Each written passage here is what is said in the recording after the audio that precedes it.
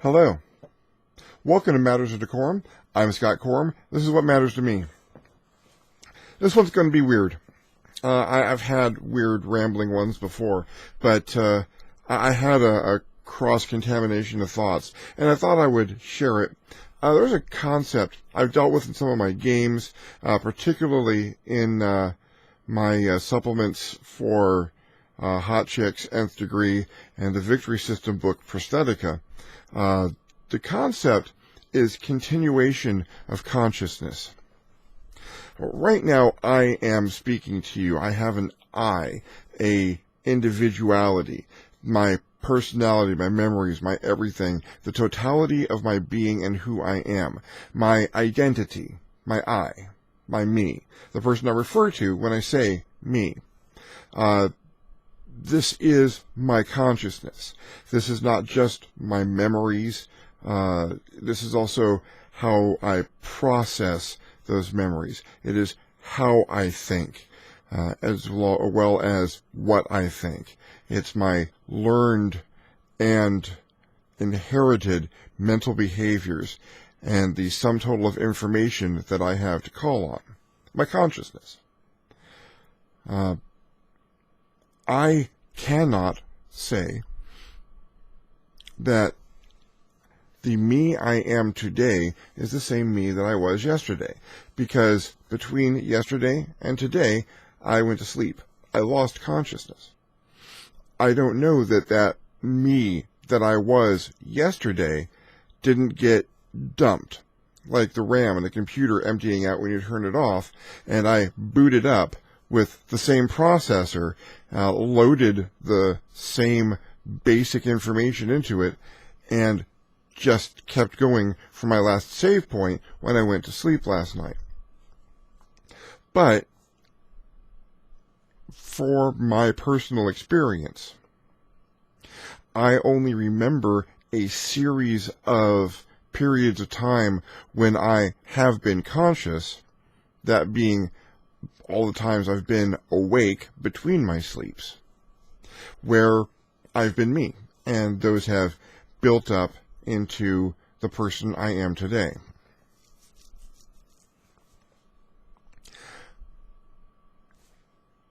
There are a number of transhumanist schools of thought that discuss extension of life past the existence of the biological body, and particularly past the existence of the biological brain.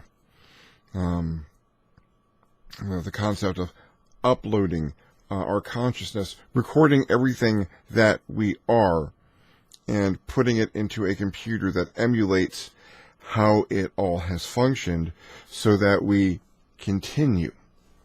Which is an interesting thought. I don't know if that will be me. I don't know if I will go to sleep in this body and wake up in the computer, or if I will just have copied myself into a computer, and now there is a computer that for the rest of its existence is going to think that at some point it was me in here while I am gone. In gaming terms and transhumanist terms, there's the fiction that goes with it. There's the concept of the destructive upload, that you have to render the brain to get the information out, that there's damage done so that the consciousness could no longer exist in this piece of hardware, wetware, and is moved to the hardware, from wetware to hardware, which is I've destroyed, I've killed myself, and now there's something else somewhere else that thinks it's me day to day.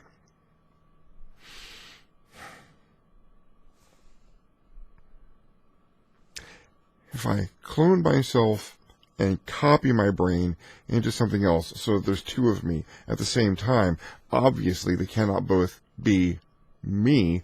One of them is a copy, is a person who believes they have been me all along and has the same processes and the same knowledge and information, so that when it boots up and it loads all of the basic information, it comes to the same conclusion that it is me. But I'm still over here. And where that has collided in my brain is Star Trek. Oh, I love Star Trek. I'm a huge Trekkie. I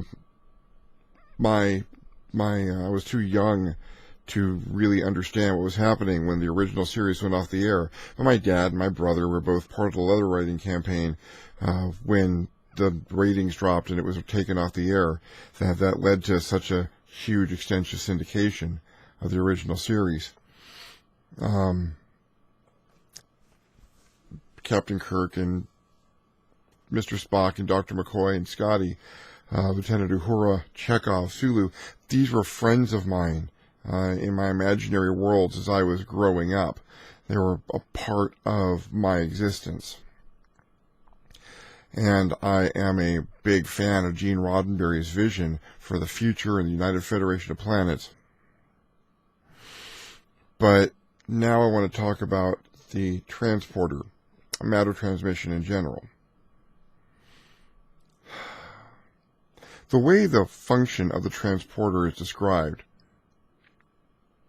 is interesting. The original person being transported is broken down into their components, rendered down into energy by the transporter. That energy is transmitted to another location where it is reassembled into the person that was originally sent.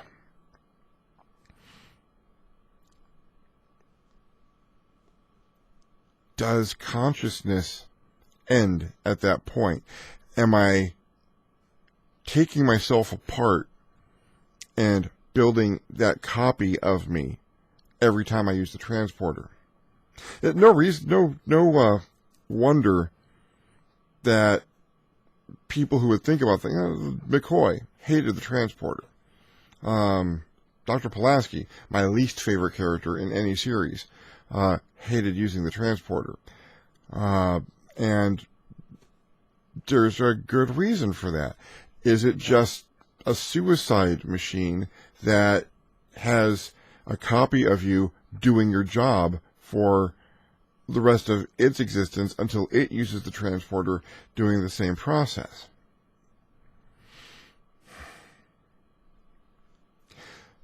The transporter is and the matter transmission thing is a conceit in science fiction that shows like Star Trek came up with to save money on special effects. It's a lot cheaper to do a fade cut with some glitter effects than it is to, or at least at the time, than it was to show a shuttle departing the Enterprise and landing on a planet. Nowadays, the whole, doing a shuttle thing, doing CGI or video toaster for your spaceship effects, that's, give your special effects guy an extra cheeseburger and he'll probably throw that in.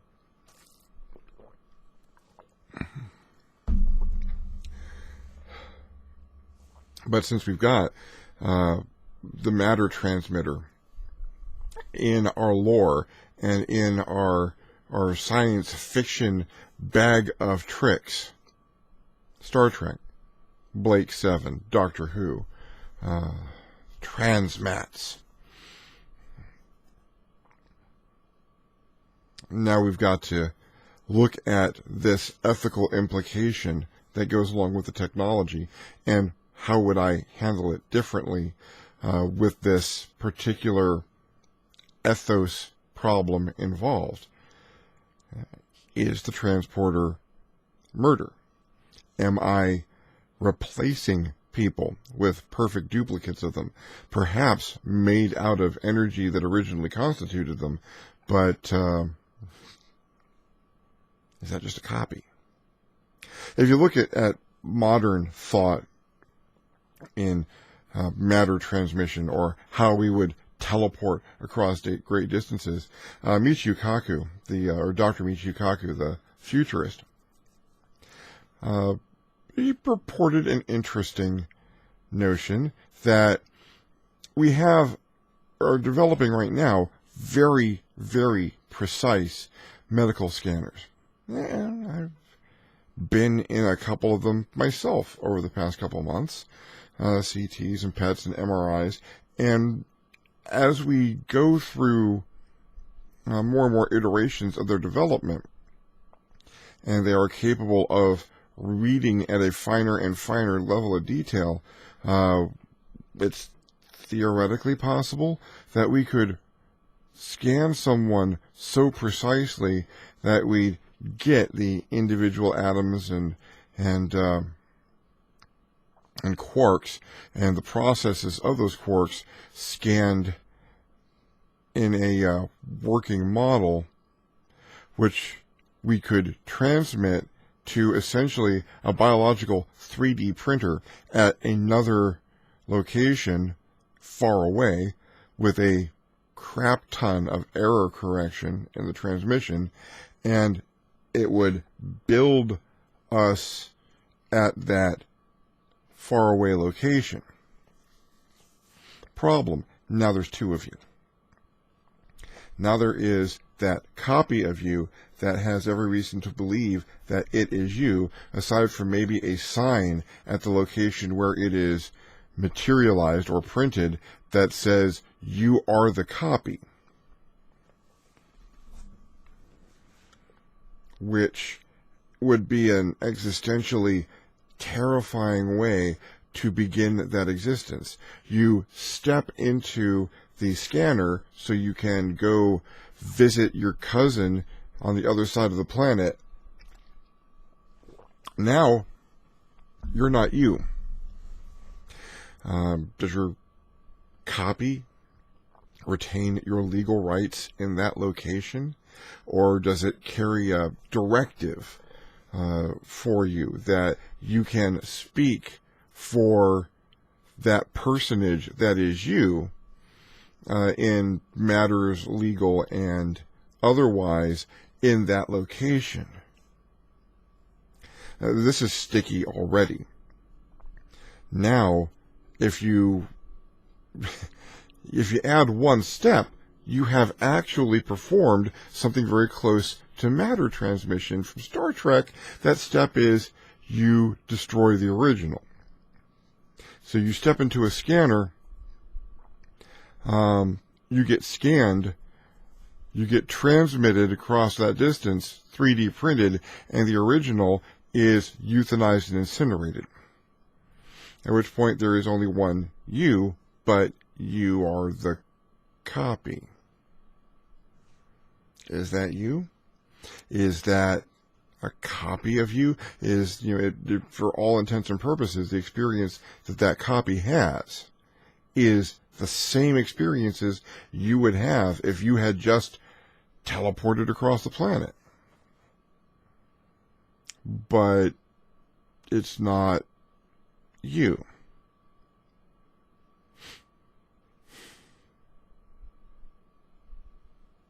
Tricky. It's obviously the concept of I'm going to transport myself someplace and then dying at your origin point and a copy of you showing up at the end point is abhorrent. There's something viscerally wrong with that. We carry a fear of being replaced deep in our lizard brain. And, that you that has appeared across the planet is going to be walking around, talking to people who knew you, talking to your relatives, your friends, having relations with your spouse, but you're either not there or you're somewhere else. What happens if that you don't erase the original, you just copy yourself someplace else, and someone gives them a present for you to go in your house? Well, then you maybe fly back the long way? Now there's two of you. Do you fight it out to see who gets to continue that existence? Do you relish the concept of a divergent existence where now you can get twice as much done at the cost of consuming twice as many resources? And how does society treat that obvious copy?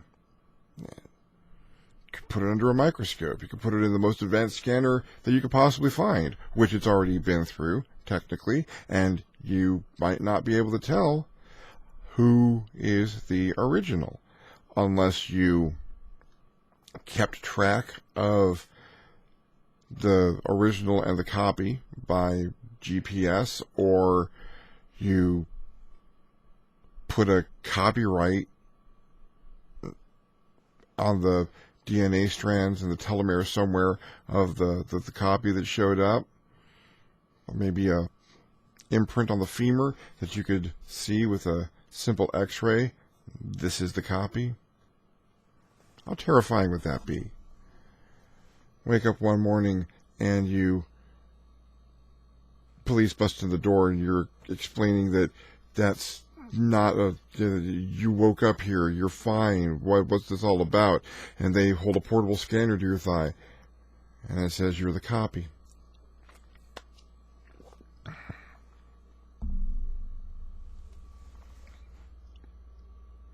Yeah, volumes of science fiction have been written about this. Larry Niven's been very good about talking about matter transmission and cloning, and there was always the conceit that matter transmission just transmitted the original. Oh, you just break that down into energy and send it along, but when you dig deeper into it and our current understanding of how things work, we can do teleportation now, quantum teleportation. You're not moving a lot. You're moving information, mostly positions of different subatomic particles, and that's requiring huge amounts of computing power and tremendous amounts of power just to transmit that information from one point to another without it traveling any intervening points. That's teleportation, point A to point B, without having traversed the distance in between. If you're an old role-playing fan, read that out of Champions or the Hero System. It's a really good definition. I like it. So we can do that with information. And the interesting thing about how quantum teleportation is working out is that we can use a certain amount of energy to send the information at point A. And at point B, we not only get the information, but we can get back the energy that we expended to send it at point A, which means we're transmitting more technically than just the information. We're transferring the energy. We're transferring things down to a deeply important quantum level. I mentioned this to a friend of mine, Mike Shields, great guy, game master, worked out a lot of stuff with him, and his eyes kind of lit up. And he pointed out that that might mean that you could successfully transfer consciousness using a system like that. Now that's interesting, isn't it?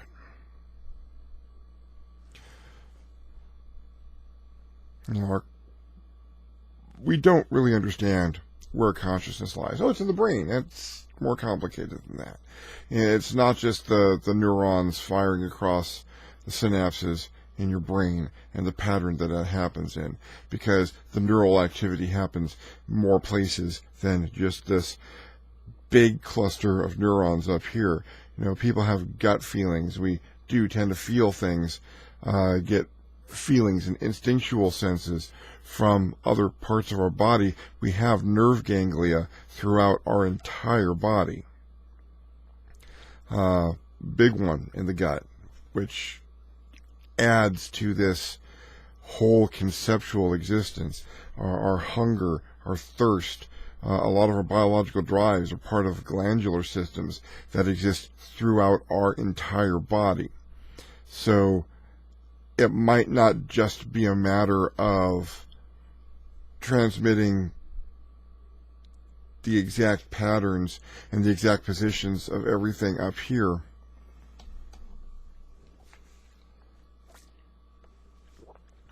But solution number one.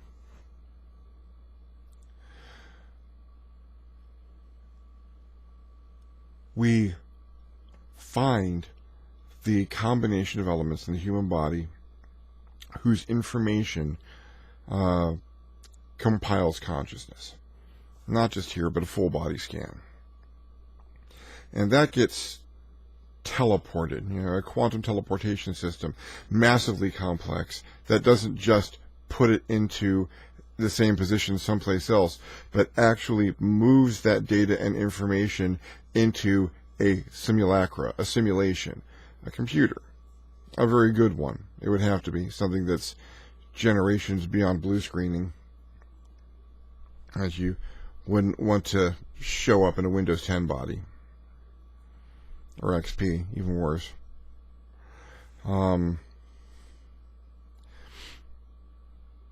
Where all the information isn't in meat anymore, but is used to build the model of your consciousness in the machine.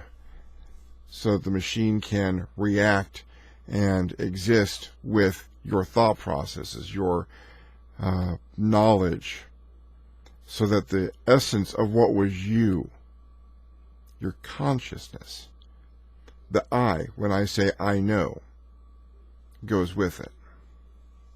So that when I close my eyes at the beginning of this process and say goodbye to this body, I wake up in a computer that is using that information to run me as a program, which could be installed into a robotic body or put in part of a network and allowed to run in a virtual simulation of what I would be doing, thinking, being, my existence in a digital world, which doesn't get Captain Kirk down to the planet.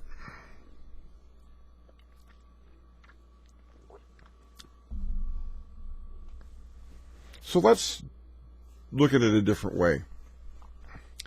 Let's think with portals. I love the game Portal. I love the concepts involved in it, and the portal gun is awesome. What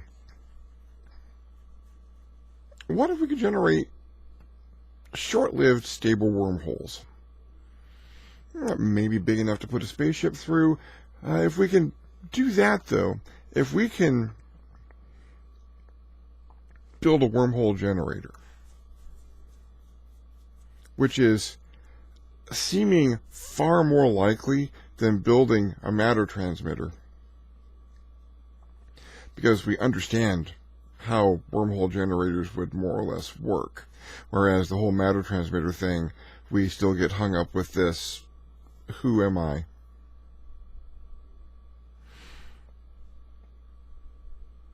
We could explore the stars with wormhole generators. You go in one gate, you come out the other, a gate drive. So we send probes and unmanned ships out to far distant locations to carrying gates. And when they reach their destination, we send a probe through, straight through. It travels 10 feet and is 4, 5, 6, 10, 20, 100 light years away. And if we find something useful, we can move things through the wormhole. Awesome. But having big wormholes like that, interesting. I have to shrink them down to about 10 feet. Now we're actually personally teleporting. You build a network of portals. I want to go to Brisbane, Australia, from Los Angeles. LAX. I go to LAX. I buy my portal ticket, I walk in a doorway here, and I'm in Australia.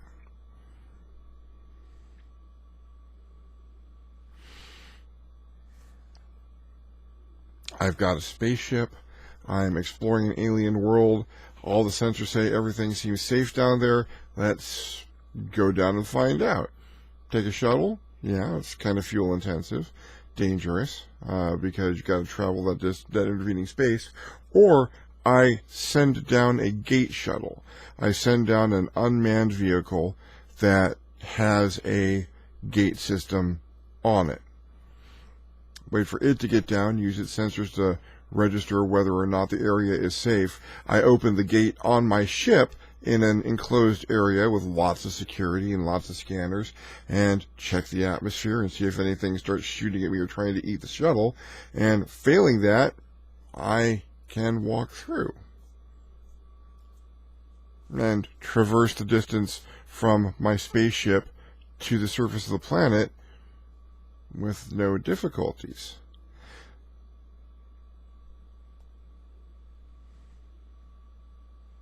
Conservation of momentum would be interesting. If I'm pick up a nice geosynchronous orbit so that my ship is moving much, much faster than the planet is rotating, but I am still, relative to my gate ship, not an issue. But if my ship is moving much faster or much slower than the planet, when I come out that portal, am I going to get fired out of it like a bullet? That would suck. These things keep me up at night. So does Percocet. I don't know. I like the wormhole generator. In a science fiction series that I was designing, that's probably how I'd end up doing it. There's no reason not to combine these things. Being able to transfer people into long existing, enduring digital format is a staple of the science fiction that I routinely think of, and having the gate systems to generate stable wormholes. And just another factor of how people move around without having to do all this fiddling about with shuttle flights and whatnot. Yeah, shuttles for backups just in case, or for moving larger cargoes, or strafing alien enemies. Guess who doesn't want to get a little zap into sci-fi? Imagine how devastating a portal system could be in warfare. If I can sneak one stealth ship in, one stealth unmanned vehicle in the middle of that fleet, and just shove a nuke through, or something even more destructive, something that creates a wormhole without another end. If you can generate the wormhole, maybe you can also generate a singularity, or you generate a wormhole to a singularity and let it do the work for you.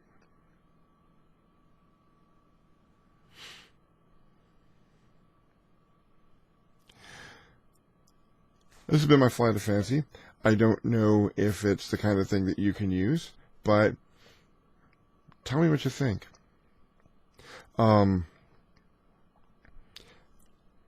If this seems like a set of concepts that would go good in a starfaring or even near future Earth-based or even cyberpunky kind of situation, if it's the kind of thing you use, let me know. Drop me a line in the comments, or give me a like, or fire me a message. Let me know how well you think you could use this. Let me hear your ideas for the problem of continuation of consciousness and how it relates to matter transmission, or even that whole "who is me if I make a copy" kind of thing. If you enjoyed this video, give it a like, drop me a comment. If you didn't, go ahead. I like feedback. My videos might not be coming as fast as usual. I have some medical treatments coming up, which I'll explain in another video I will put up tonight. But if you want to keep track of them as they come out, subscribe. The more subscribers I have, the more weight I carry on YouTube, and that's kind of nice. So I'll take all the subscribers I can get. Takes a second. Click it.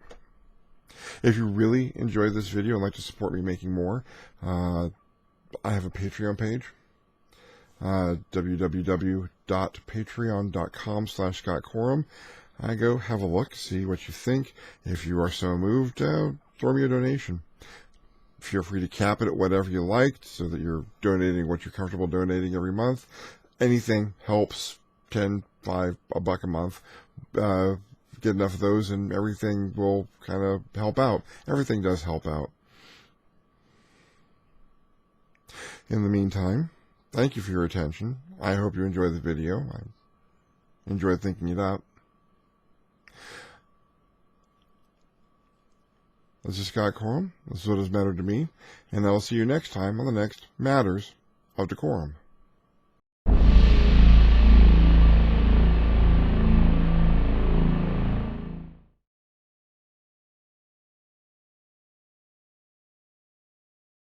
Oh, hell no.